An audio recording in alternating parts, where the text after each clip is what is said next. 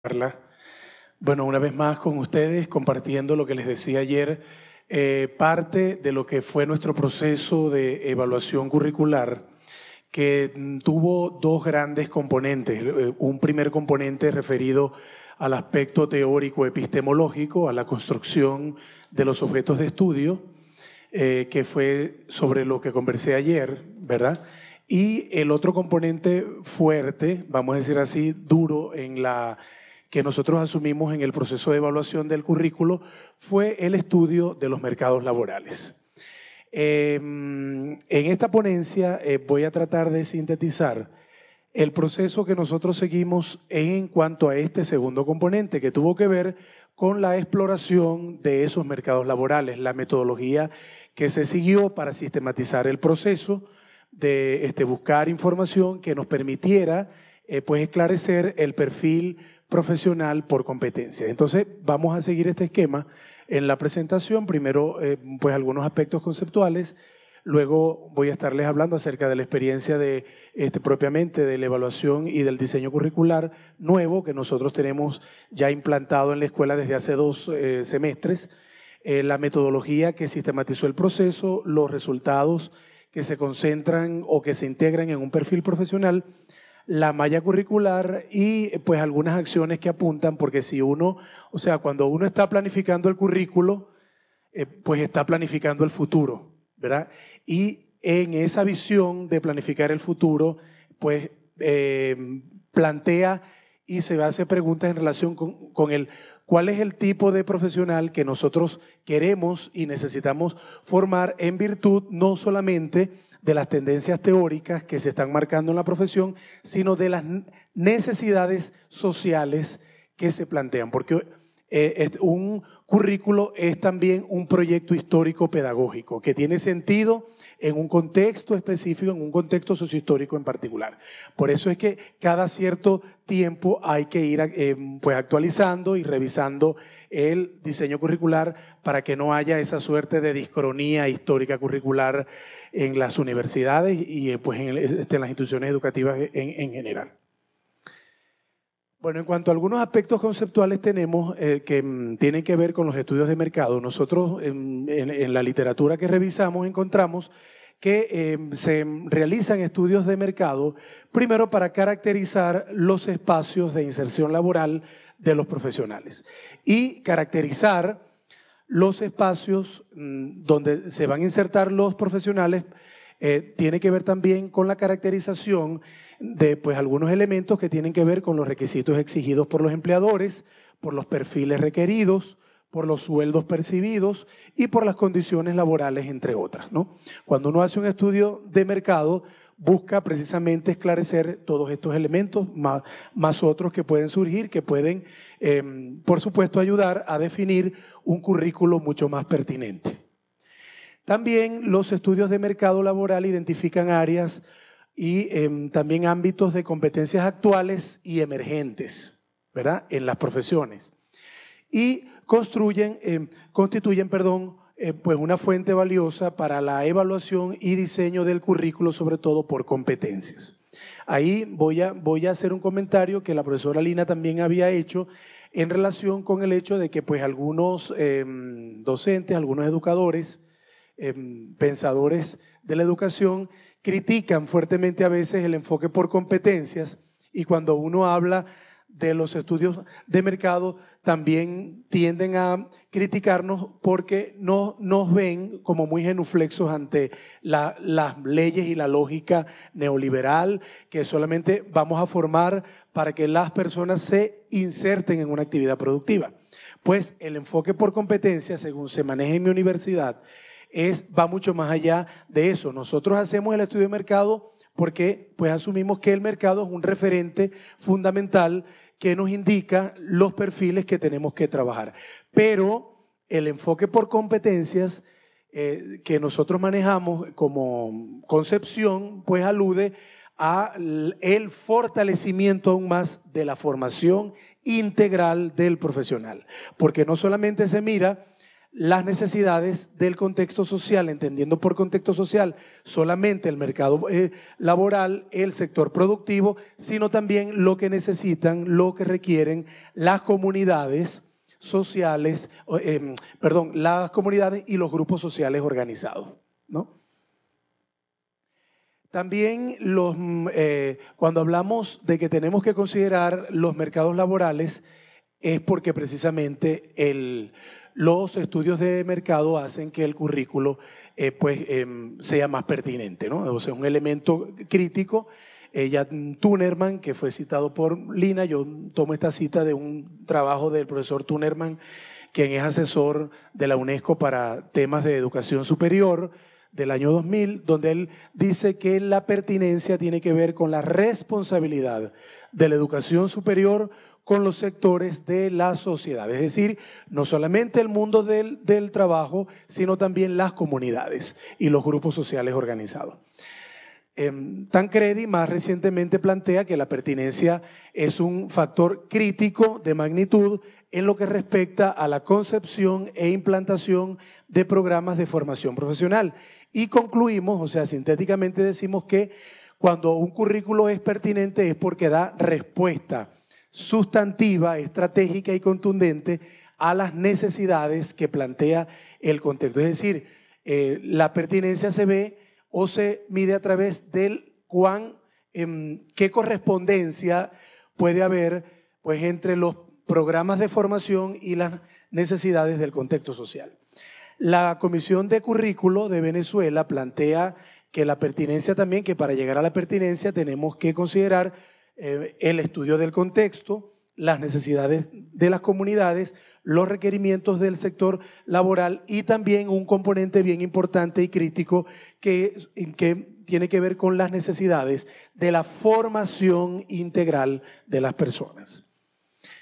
Voy al segundo punto y destaco pues propiamente cuál fue nuestra experiencia de evaluación y nuevo diseño curricular en la Escuela de Bibliotecología y Archivología, contextualizando en pues, algunos aspectos normativos que se manejan en la Universidad del Zulia para pues, estos temas que tienen que ver con la construcción, con el diseño curricular. Y precisamente al revisar el acuerdo 535, que es el acuerdo en esta universidad que norma el diseño curricular, se ve como principio fundamental del currículo en LUZ, ¿verdad?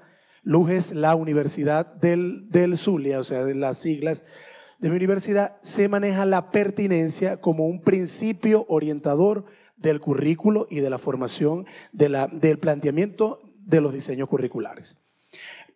Bien, entonces allí en ese acuerdo 535 se maneja que más aún si se va a hacer una definición de un perfil profesional por competencias, debemos pues hacer estudios de mercado y que estén focalizados a la pertinencia. Entonces, en ese marco nosotros asumimos una metodología que llamamos de 365 grados, de considerar no solamente la visión y perspectivas de los planificadores curriculares y los propios docentes de la escuela, sino también los sectores empleadores, los mercados, los egresados, los estudiantes de los últimos semestres y, los propios profesores de la escuela. Por eso es que 365 grados, porque es la totalidad de los actores involucrados en el proceso. Entonces, planteamos dos técnicas de investigación, una centrada en el conversatorio, ¿verdad?, interactivo. Invitamos en un día completo a varios representantes del sector empleador bibliotecológico en el país, ¿verdad?, al director ejecutivo de la Biblioteca Nacional, a directores y personal pues, empleador del Instituto Venezolano de las Investigaciones Científicas, a ANAVISAI, que es una asociación nacional allá en Venezuela de mucho peso en el sector académico, en las bibliotecas del sector académico y de investigación, que reúne a los coordinadores y los pues, gerentes de los servicios bibliotecarios de las bibliotecas de las universidades en Venezuela y de los institutos de investigación. También al director del acervo histórico del estado Zulia, estado donde está enclavada nuestra universidad, al director del Banco Central de Venezuela y la directora de la biblioteca del Banco Central y a la directora del sistema de los archivos universitarios de la propia universidad. Y quisimos también considerar el sector privado, ¿verdad? Invitamos a una persona, gerente de servicios de información de la empresa Chevron Texaco en el país y del Sistema Económico Latinoamericano, que es un organismo de cooperación en el país, que como saben tiene participación, en donde tienen participación varios países latinoamericanos. Entonces, todo eso fue un conversatorio que se armó en, en un día completo de trabajo y en torno al cual se formularon tres grandes preguntas muy sencillas. Primero, ¿cuál es la caracterización del sector que cada uno representaba? Segundo, ¿cuáles eran los proyectos innovadores que en cada sector se estaban llevando adelante? Y tercero, ¿cuáles competencias consideraban ellos que debían exhibir los profesionales para acometer esos proyectos innovadores? Porque también cuando uno hace el currículo, uno tiene que ir al diseño curricular con una visión prospectiva, porque ustedes saben que mientras eso pasa por todo el canal administrativo de aprobación, pueden transcurrir hasta 1 o 2 años. Entonces hay que manejar una visión prospectiva del currículo en ese sentido. Las otras dos técnicas que nosotros utilizamos fueron dos cuestionarios que se aplicaron en 2 momentos. Uno a los egresados de la escuela, que elaboraban en la propia universidad, ¿verdad?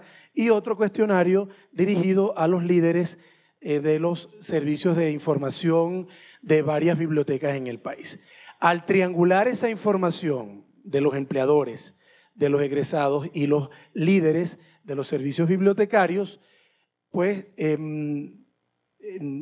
eso dio como resultado las siguientes competencias que a juicio de los informantes debían exhibir los profesionales. En el caso de los empleadores, fíjense ustedes que las competencias tuvieron que ver con la gestión de colecciones y servicios sustentados en TIC, con el manejo de por lo menos una segunda lengua, un segundo idioma, con la gerencia de la información y del conocimiento, con la detección de necesidades de información, con la creatividad, y ahí comienzan a colarse porque el empleador, como yo les decía ayer, parece que tiene una visión cuando uno le pregunta por cuáles son esas competencias al empleador, pues ellos a veces tienden a mencionar, a referir competencias generales que no solamente son del bibliotecólogo, sino de cualquier profesional en este momento, como la parte, por ejemplo, de creatividad, de competencias comunicativas, de trabajo en equipo y de competencia investigativa.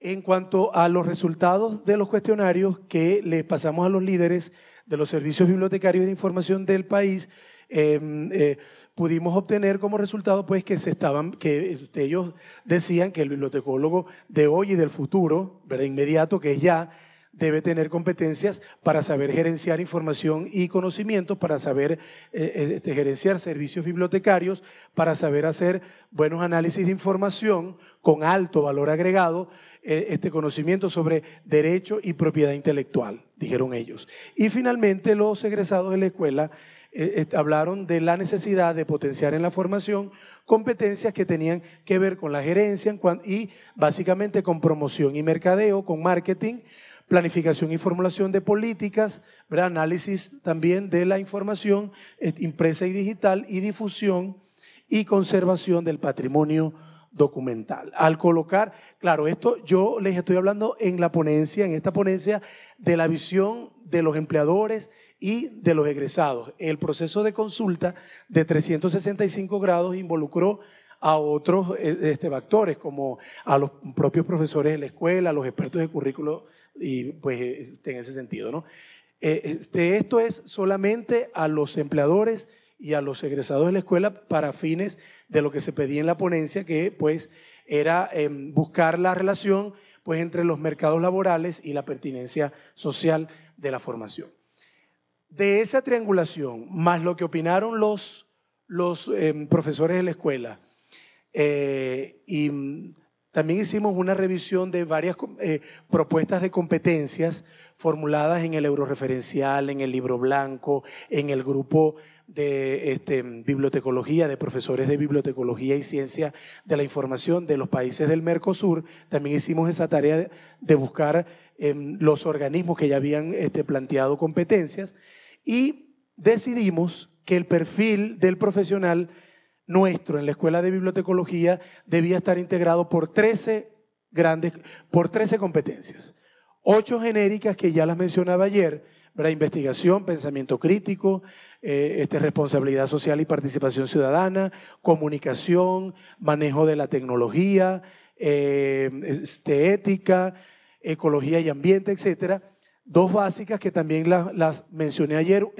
Una, por supuesto, tiene que ver de manera particular con la mediación de la información y del conocimiento.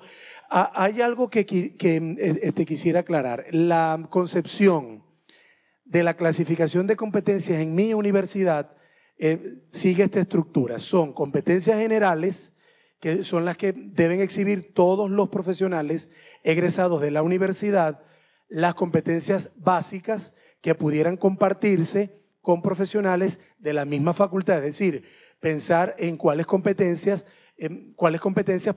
pudiese compartir el bibliotecólogo con el periodista o con el docente. Ahí estamos hablando de las básicas, y las específicas son las que identifican y distinguen al profesional nuestro, ¿no? Lo que tienen allí son las 3 competencias específicas del perfil, que es lo que hace el bibliotecólogo que nadie más hace a nuestro modo de ver. Primera competencia específica: organiza y representa la información en diversos soportes, fuentes y medios para maximizar la democratización del conocimiento. Segunda competencia: gestiona recursos y servicios de información para satisfacer necesidades formativas e informativas de los usuarios.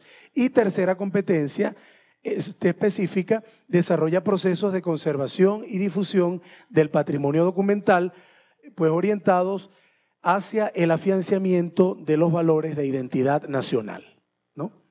Entonces, con ese perfil pasamos a la malla curricular. La malla curricular, fíjense ustedes que es un plan, ¿verdad? O sea, es el planteamiento de las asignaturas y del recorrido que el alumno debe hacer en 4 años. Son 8 semestres. Cada color corresponde a un eje curricular que está enlazado con una competencia específica. Por ejemplo, el eje azul, no sé si se verá ya azul o morado, es el eje que tiene que ver con la organización y representación de la información y el conocimiento. Por ejemplo, allí ven análisis de la información 1. No, perdón, el verde es el de organización y representación del conocimiento. Ahí ven gestión del proceso documental, análisis 3, 2 y 1, con sus correspondientes talleres prácticos que tienen que ver con el análisis, ¿no? Tenemos un elemento que para nosotros es innovador en este nuevo plan, que es la incorporación de la asignatura Pedagogía Informacional, porque si nosotros estamos casados con un enfoque de mediación del conocimiento, y se ha dicho que la alfabetización informativa es una de las áreas fundamentales que hay que explotar en la formación y fortalecer en la formación profesional, consideramos que desde el currículo en el grado, en el pregrado, tenemos que formar a ese bibliotecólogo como un formador y un desarrollador de las competencias informacionales. Entonces, claro, no es solamente en esa materia que es pedagogía informacional, que la podemos ubicar en el 7º semestre, ¿verdad? Sino que tenemos que manejar el tema de la formación para la formación y desarrollo de competencias informacionales como un eje transversal que va a permear todo el diseño curricular, porque si no tampoco tendría sentido. Bien, entonces, con ese perfil, con esa malla curricular, nosotros, y para mostrar lo que ha sido nuestra experiencia en estos 2-3 años, ¿verdad?, recientes, en cuanto a la búsqueda de la pertinencia social, tenemos que fíjense ustedes que Ahí tenemos un modelo de engranaje donde para lograr ese perfil profesional de las 13 competencias, de las 9 generales, 2 básicas y 3 específicas, necesitamos dos engranajes que muevan ese perfil, que es el componente de prácticas profesionales, que en nuestro currículo es medular, es fundamental y es un área curricular integradora y formadora de conocimientos, habilidades y destrezas declaradas, por supuesto, en el perfil profesional. Y el otro componente es el servicio comunitario, que también nos conecta con la realidad. Entonces, a partir del servicio comunitario, que en Venezuela se promulgó una ley en el año 2005, cuyo nombre es la Ley de Servicio Comunitario del Estudiante de Educación Superior. Para poderse graduar un estudiante en Venezuela debe cumplir con 120 horas de trabajo en la comunidad, ¿verdad?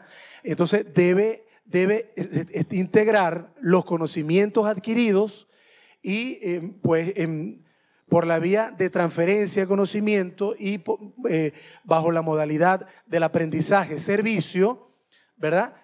Pues aplicar esos conocimientos a la resolución de problemas comunitarios y de inserción sociocomunitaria. Ahí tienen 2 citas de 2 artículos que tienen que ver con el acuerdo 535, que es el acuerdo que rige en mi universidad los procesos de planificación y de ejecución curricular, y allí, ¿verdad?, está normado en la universidad que para que un profesional logre obtener su grado debe desarrollar actividades de orden práctico en prácticas profesionales, que son en 3 niveles.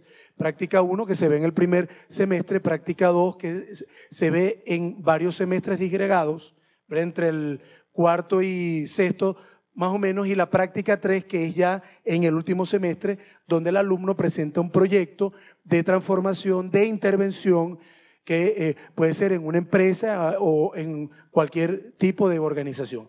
Pero el servicio comunitario es aparte de eso. O sea, aparte de la práctica profesional, el estudiante debe desarrollar un proyecto comunitario que lo puede hacer desde el 5º semestre en adelante, cuando él ya tiene herramientas conceptuales y metodológicas que puede transferir y aplicarlas para la resolución de varios problemas que tiene él que abordar. Bien, entonces, en el marco de lo que es este servicio comunitario, como un elemento de pertinencia social, nuestros estudiantes en la escuela han desarrollado varios proyectos y se han hecho varias acciones. Yo solamente acá voy a mencionar 4, sí. Voy a mencionar 4 proyectos que hemos desarrollado. Uno tiene que ver con una alianza estratégica que realizamos con la alcaldía de Maracaibo, con la alcaldía de la ciudad, para llevar un programa de promoción de lectura bajo la modalidad de plan vacacional en una comunidad, ¿verdad? Entonces, trabajamos en la comunidad con un centro de educación popular y llevamos a nuestros estudiantes. Ahí ven fotografías. Esta fotografía, que no salió muy bien, es de nuestra profesora que da las materias que tienen que ver con lingüística, morfosintaxis, expresión, etcétera, que se involucró con otros profesores y con otros estudiantes para realizar actividades que tuvieron que ver con lecturas comentadas, cuentacuentos, dramatizaciones, etcétera, en la comunidad. Otro proyecto que realizamos que consideramos que tuvo una alta pertinencia social fue un proyecto que nos pidió el Banco Central de Venezuela, subsede Maracaibo. Ellos querían que se les armara un proyecto de bibliobús para hacer no solamente promoción de lectura y tampoco solamente alfabetización informacional y tecnológica, sino también lo que ellos llaman alfabetización económica, es decir, enseñar el uso de la moneda. En Venezuela hubo una reconversión monetaria como en el 2006 más o menos, y la gente estaba confundida con el uso de la nueva moneda. Entonces incorporamos por medio del bibliobús, trabajar con programas de promoción, por supuesto, de la lectura, pero también alfabetización económica, tecnológica y actividades tienen que ver también con la difusión del patrimonio cultural, porque el Banco Central de Venezuela, como se sabe, es custodio de la colección de las joyas del libertador Simón Bolívar. Entonces, claro, no es que íbamos a montar en el bibliobús la espada de Bolívar, pero sí podíamos manejar por la vía de folletería y de material impreso, difundir un poco ese patrimonio que estaba en el banco. Un tercer proyecto, hice una selección de los proyectos que consideré como de mayor impacto y de mayor pertinencia social. El tercer proyecto se realizó con una comunidad religiosa de hermanas franciscanas allá en Maracaibo y tuvo que ver con la digitalización, rescate y conservación preventiva de documentos pertenecientes a la fundadora de la congregación, elementos gestos, procesos gestos muy importantes, porque esta fundadora estaban en una causa de beatificación y se requería hacer un proceso de recopilación de toda su documentación personal, de digitalización, y pues consideramos que era un nicho poco explorado por la escuela y fue una oportunidad estratégica y muy interesante para que los estudiantes se lograran vincular con el mundo de los archivos y más específicamente con el mundo de los archivos personales del mundo eclesiástico allá en la ciudad. Y también un cuarto elemento, fíjense ustedes que los proyectos que realizamos, ¿verdad? Cada uno apunta a cada una de las competencias específicas que nosotros declaramos, ¿verdad? En primer lugar, organización y representación. En segundo lugar, la gerencia de los servicios de información. Cuando se hizo el proyecto del bibliobús, o sea, eso fue toda una experiencia de saber negociar, de buscar presupuesto, de ver quién podía financiar el bibliobús.